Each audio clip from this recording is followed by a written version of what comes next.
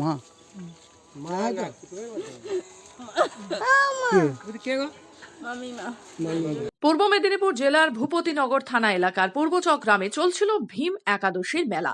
গত বুধবার সন্ধ্যায় মেলা যখন চলছিল, বাতাসা হরিলুটের সেই সময় হঠাৎ করে এক দমকা বাতাসে ভেঙে পড়ে মেলার পাশের কালী মন্দিরের মাথায় থাকা সিমেন্টের সিংহের মূর্তি। দুর্ভাগ্যবশত তা ভেঙে পড়ে একটি ছোট্ট শিশুর ওপর। শিশুটিকে স্থানীয় নার্সিংহোমে নিয়ে গেলে চিকিৎসকেরা তাকে মৃত বলে ঘোষণা করে। শিশু মৃত্যুর ঘটনায় শোকস্তব্ধ পুরো গ্রাম। বন্ধ শতাব্দী প্রাচীন মেলা। স্থানীয় এলাকায় রয়েছে যথেষ্ট চাঞ্চল্য। আমার নাতনি কি ঘটনা ঘটেছিল? আমার ভীম ঠাকুরের পূজা হইলো কেন বাতাসা গো আমি যাইলি লাতু লাতু গেলিয়া তার লাতিয়া লাতু কালী মন্দিরে বসেছিল। তার হঠাৎ একটু বাতাসা ঘোয়া শেষ হয়ে আসে, হঠাৎ একটু মেঘ উঠে ঝড় উঠে পড়ছে।